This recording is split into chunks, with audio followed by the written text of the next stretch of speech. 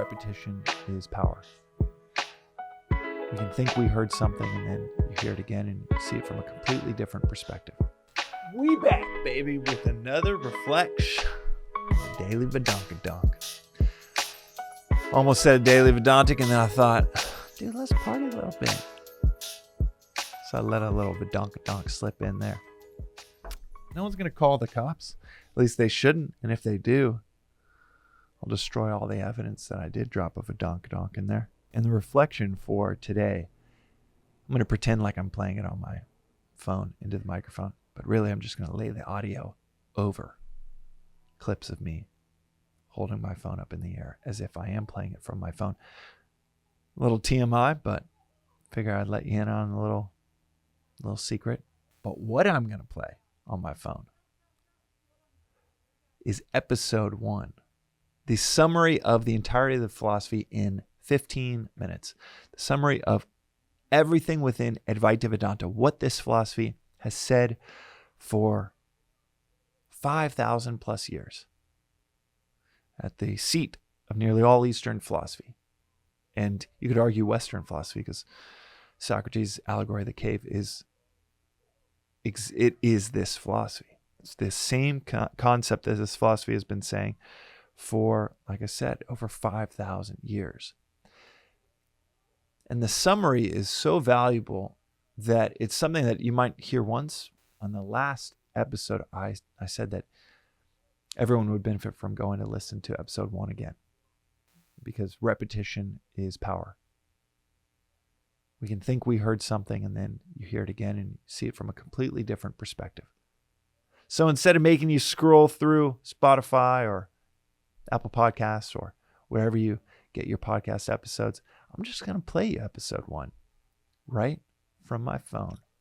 And then even if you heard that episode, might have heard it 10 times, you might hear something buried within it, some nuance that makes it feel as fresh as the first time you heard it. That's my relationship with the entirety of this philosophy.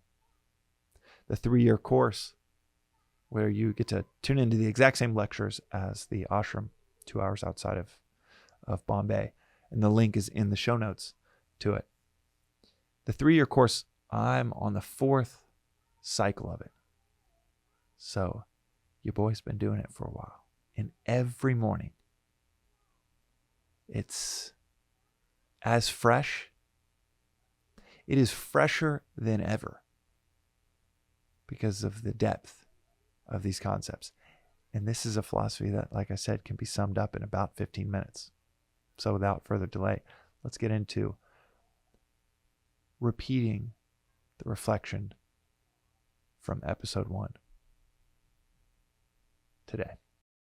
10 years ago, your boy was on a stretcher in the hospital, in the ER, having my heart shocked back into rhythm due to overcaffeination, overstress, overwork. I was working 7 days a week, running my company.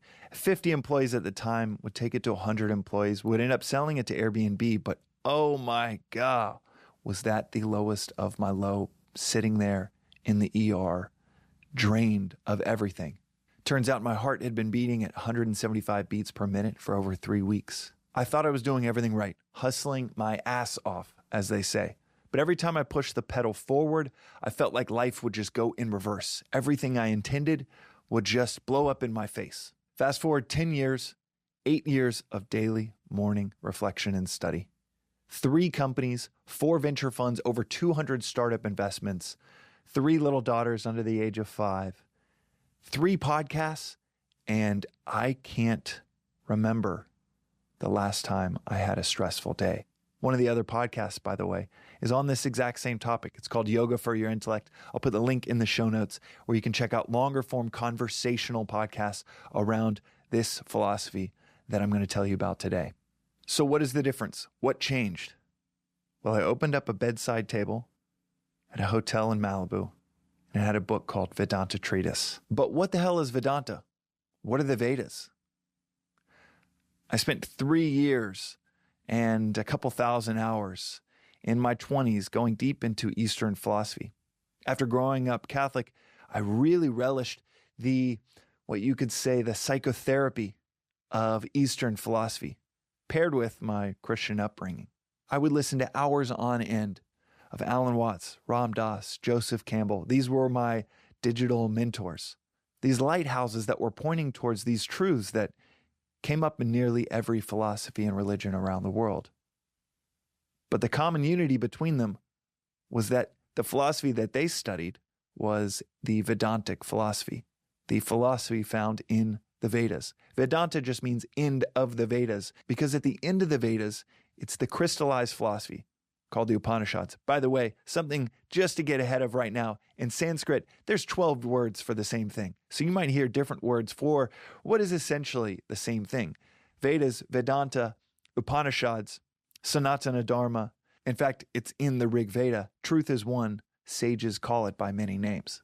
Some of these books, if you could even call them that, are only 13 verses long. Some are 70. It's actually a quite concise, succinct philosophy. And the commonality between my digital mentors that I was listening to for hours on end, for years, between Alan Watts, Joseph Campbell, Ram Dass, is that they studied these very scriptures daily. So after going a mile wide and an inch deep on different philosophies, an eclectic approach to philosophy in general, I wanted to go a mile deep at the source of nearly every Eastern philosophy, and that was Vedanta. In fact, the adage goes a little bit like this. You have the Vedas, you have the crystallized philosophy, and then you have layers of rituals built on top of the philosophy. That becomes Hinduism. Buddhism is Hinduism made for export. As it leaves India and enters China, it's simplified back to the philosophy. You actually can't export culture very well, but you can export simple, beautiful ideas that can reorient your life, improve your community. And that becomes Buddhism as it enters China. Buddhism takes on derivations like Zen as it enters Japan, but if you follow Zen to Buddhism to Hinduism, back to its source, you have the Upanishads. And that's what Vedanta is. The Upanishads sit at the end of the Vedas, and Vedanta means the end of the Vedas. Vedanta is actually quite simple and straightforward. It could be summed up in a matter of a few minutes, which I'm happy to do here in a sec. But first off, let me tell you what Vedanta is not. Most think of highfalutin academic intellectualism when they think of philosophy. The word can actually bore most people. Western philosophy, in its own right, is as much about historical figures, and they're oftentimes vague or hard to understand ideas, as it is about the ideas themselves. Vedanta is not that. Vedanta is as practical as it is deep. Anything you learn here each day could be applied within an hour following listening to it. Vedanta is also not a religion. There are no rites or rituals. There are no shoulds or should nots within the philosophy of Vedanta. And you can benefit from one idea without taking any of the others wholesale. In fact, that's what most people do, is they find the ideas that blow them away, and those ideas can transform, reorient their life for a season, but not take to the philosophy as a whole. You are absolutely welcome to do that with this philosophy, as opposed to many religions that say, hey, if any of this makes sense to you, all of it must be taken in. This is not that. But if you want an overview of this ancient philosophy that goes back nearly 8,000 years that we know of, let me sum it up as if it's a metaphorical book with 3 chapters. The first chapter is on life. Life is a stream of experiences. That's what life is, a stream of experiences, one experience after another. And an experience is made up of a subject, me or you, and the environment. You're outside on a cold, windy day. That experience is you as the subject outside in an environment that is cold and windy. That creates that experience, that unit of life in your stream of experiences of life. Vedanta says that you could spend all of your time trying to fix, change, improve the environment. And it's like pushing back a wave. Or as Vedanta Ramatirtha, a great sage, once said, it's like straightening a dog's tail. It could work for a little bit, but it takes so much energy, and over time, trying to push back that wave will exhaust and destroy you. Instead of trying to change the environment, Vedanta says it's much more efficient to change the subject, to improve the subject, to handle a cold and windy day, to maybe even to enjoy the benefits of a cold and windy day, if that's the environment you're in. In other words, you could try to burlap the world or just wear sandals. The second chapter in this metaphorical book is on the individual, that subject that we aim to improve. Each individual is made up of three equipments, and this might be the central contribution of the philosophy of Vedanta. There are three main equipments we have to navigate the world. We have a body, which that's nothing new. We all know that. We have a mind. Also, not going to blow people away with that factoid. But there's one other internal equipment. You have the mind, yes, but you have another internal equipment called the intellect that is there to guide the mind. And Vedanta, another phrase for it is yoga for your intellect. In the same way you would tone your body to become physically fit, there's a practice and approach each day to tone the intellect that then guides and drives the mind and the body wherever you want to go. This central contribution that you have two internal equipments, a mind and an intellect, to work together, we're starting to scratch the surface of this in modern psychology, of dual systems thinking. You might have heard phrases like thinking fast and thinking slow. Well, which part of us thinks fast and which part thinks slow? You might have heard of dual systems thinking, or a few years ago it was hip to say the reptilian brain. There are two internal equipments, and we actually, so many of us use phrases like mindset or frame of mind. But all of these things touch on it, but never go explicitly into naming what is that other system, that other equipment. The intellect is that equipment, according to Vedanta. You can think about the mind and the intellect in terms of a river. The mind is like the water. It is the flowy stuff. It's the emotions, the feelings, the likes, the dislikes, the preferences that we have. The intellect is like the banks of that river. If you don't have good banks to your river, you're going to flood the plainlands, kill all the livestock, kill everything around it, and no one would build even a house on a river that flooded easily. But if you have strong banks to the river, you could build multiple civilizations on it. You could have massive cities built on the banks of a strong river like that. Thousands, tens of thousands, millions of people supported by that river, that same very river, because of the strong banks. And within the philosophy of Vedanta, the sages say that it is our primary purpose to develop and cultivate that intellect. Now let's jump into the third chapter of this metaphorical book, and this is the deep end of the pool. The Upanishads and the sages that have come that understood these texts and have illuminated the wisdom within them over the last several thousands of years all say the same thing, and that is this: none of this is real. Everything we're perceiving is a projection of the mind. Now, technically speaking, it's more like a projection of ignorance, but for the limitations of language and for this intro episode, we'll just refer to it as a projection of the mind. And it is just like an elevated version of the dream, where in the dream, every night, go to bed, and you project an entire world. You project other people, the ground, gravity, shoes, clothes, the drama, the interactions with people where you are projecting, you're creating this entire universe, and yet you don't know what's about to happen.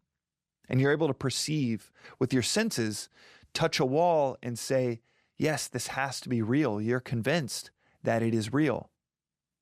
And the irony is when someone says that the state we're in right now is not real, well, it's natural to knock on a table, to touch a wall, to pinch yourself and say, well, of course this is real because I can sense it.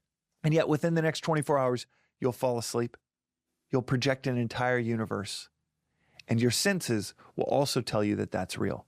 To then wake up, realize how faulty it is to use our senses to tell us what's real and what isn't, only to within 5 minutes, use it all over again and say, well, this must be real because I'm able to perceive it. Vedanta actually says there's 3 states that we experience: the deep sleep state, where there is no perception and senses; the dream state, which we just covered; The elevated version of the dream state, the waking state, where we are perceiving a world, perceiving a universe, perceiving duality between us and other people or us and our environment. And then it says there's this fourth state that we do not experience, but it is our natural state. That's called Turiya, which just means in Sanskrit, fourth. This fourth state, this is what we yearn for. Like my teacher, Swami Parthasarathi, always says, it's like a spring that's compressed down, yearning for its original state. And no matter what you stack around it, no matter what comforts you provide it, it will always yearn for its original, uncompressed state. And that's what we're doing. That's what we do when we pursue nearly every worldly goal that we could go after, is we're trying to get back to that natural, uncompressed, liberated state that is the fourth state. Many religions and philosophies have different names for this. You have Socrates and his allegory of the cave. You have heaven in many Western traditions. You have liberation, moksha, nirvana. All of these point to the same thing, and that is perfect freedom.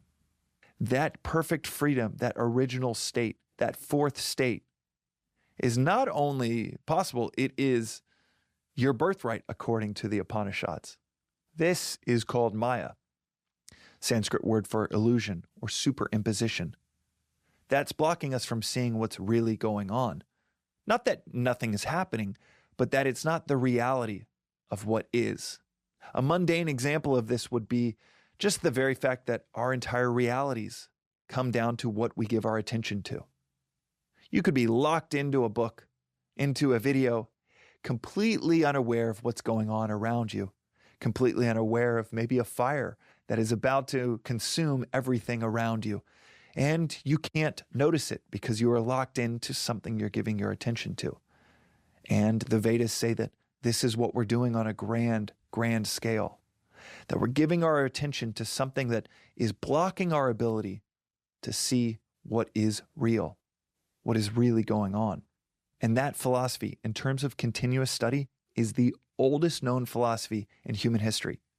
So as far-fetched as it might seem, you and I would be hard-pressed to find an idea in humanity that is more durable than that viewpoint I just shared. And the daily practice within such a philosophy is actually quite simple. It's to question everything, to not take anything for granted, and to reflect daily. That's it. That's the metaphorical book on this philosophy of Vedanta. And speaking of books, for those deeply interested, please bypass a channel like this completely and dive right into the book that changed everything for me. Written by my 96-year-old teacher and perhaps the best known living proponent of Vedanta. The book is called Vedanta Treatise, and I'll link to that in the show notes as well. And it's actually written with the clarity and rationale that you'll never see when it comes to this subject of philosophy. At least I had never seen such simple, clear, straightforward writing around not only the most practical, but also the most profound concepts that we as humans can entertain. That is because that single book was written over 23 years with 14 editions, simplifying and clarifying a manual for living well, becoming a bestseller and a lighthouse for over 2 million people worldwide, expounding on this philosophy. Though the deep end of the pool is obviously quite profound, the practicality of this philosophy is worth underscoring. My life has become so much simpler, and yet so much more dynamic. I'm doing 10 times more with 1/10 the amount of stress or strain, and it is due to this philosophy and spending a few minutes each morning reflecting on the concepts within this philosophy. So I wanted to start this channel to allow people to tap into this ancient timeless wisdom that is rarely presented in a modern, easy to access way on a channel like YouTube, TikTok, Instagram. So you can follow along here by hitting subscribe, or go into the show notes and you can see all of the social channels that we're also making this philosophy accessible through. You can follow them all. Each one maybe has a slightly different edit, whether it's 60 seconds on TikTok or it's 4 to 5 minutes in your podcast app or on YouTube. But it is all built around these daily reflections, these contemplative ideas that I want to share with you daily. This might resonate with 1 in 10,000 people. But if you're here, If you found this interesting and if you've listened to this point, then maybe you've caught a wave. And this is something that you've been interested in for a while, but maybe didn't have the words for it. Maybe didn't even know that these ideas had been articulated before, much less for thousands of years. So let's take back this word philosophy that can have a lot of baggage, that can feel like it's some academic and impractical term.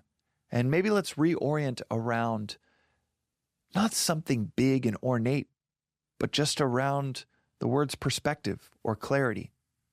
To gain clarity, to gain perspective in the world that you are operating in. And we welcome all comments, questions, suggestions that you all leave along the way. So with that, welcome to the Daily Vedantic.